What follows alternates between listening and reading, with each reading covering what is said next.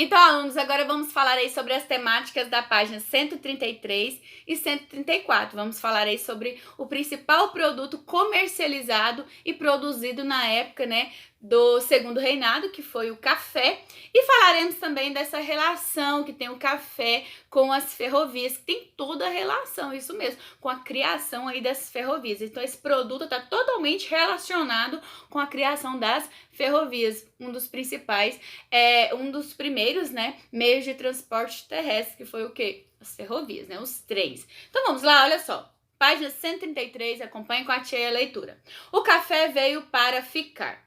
Você já pensou em por que mesmo quem não toma café costuma falar café da manhã? Essa é uma expressão popular que, como muitas outras, está relacionada com a história.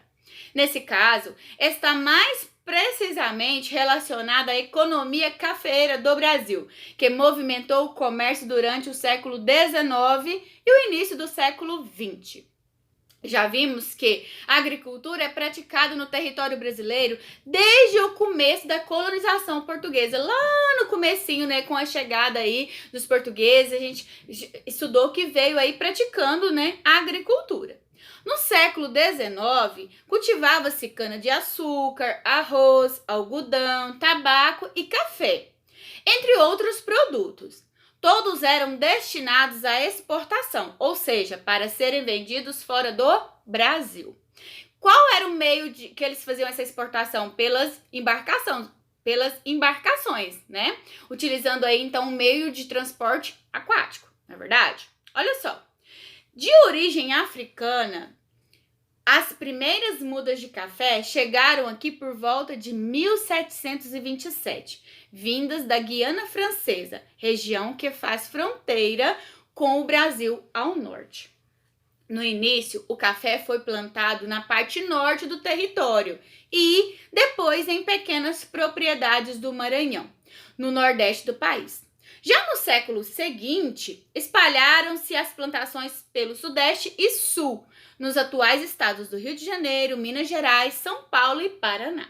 Assim, entre todos os cultivos da época, o café tornou-se o mais lucrativo para a economia brasileira durante o século XIX e o principal produto de exportação. Sua produção e comércio geraram riquezas, contribuindo para o crescimento das cidades e regiões em que era plantado, bem como para a implantação das ferrovias utilizadas para o escoamento e o transporte da produção. Ou seja, as ferrovias foram criadas aí para o transporte da produção do café, ou seja, para o transporte do café, isso mesmo. Olha só nessa imagem aí, tá mostrando aí, ó, a plantação de café e aqui tá mostrando padres cultivando café. Isso mesmo. Então vamos aí para a página 134. Na página 134 diz assim: o café e as ferrovias. Na segunda metade do século XIX, a rede ferroviária brasileira começou a ser construída. Um dos principais motivos para isso foi a produção de café, para transportar esse produto, né? Esse produto que foi o mais comercializado naquela época, que precisava ser transportada. Sem recursos para investir nessa área, o governo brasileiro permitiu que companhias particulares construíssem estradas de ferro e depois lucrassem com sua utilização. Esse sistema ficou conhecido como política de concessões a particulares. A maioria das companhias brasileiras, como a do empresário Barão de Mauá, usava capital estrangeiro, vindo principalmente da Inglaterra. Além de transportar o café, as estradas de ferro serviam para conectar os estados brasileiros. A ferrovia Dom Pedro II, por exemplo, renomeada Estrada de Ferro Capital do Brasil em 1989,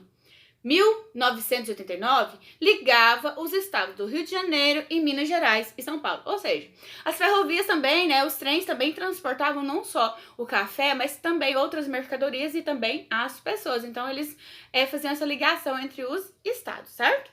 A política de concessões a particulares gerou alguns problemas, pois cada companhia usava uma bitola diferente. Olha só no glossário aí, ó, bitola. Medida padrão, neste caso, referente à distância entre um trilho e outro. Né? Então, dá essa diferença. Então, isso prejudicava, porque o trem só podia, né, correr se ele fosse aí na bitola que ele foi criado. Se ele não fosse, não tinha como ele, vamos supor, se movimentar, não é verdade? Então, assim, apesar de os trens serem cada vez mais utilizados, as estradas não podiam se conectar umas às outras, pois cada trem só podia transitar na bitola para a qual foi feito, né? Essa situação só foi resolvida mais tarde no século XX, quando o governo brasileiro comprou as companhias particulares. Mas a gente viu então o quanto, né, o café foi importante. Por quê? Ele foi importante para o desenvolvimento, né? Através do café, por causa do café, surgiram e foram criadas o quê? As ferrovias, né, dos primeiros transportes terrestres, né?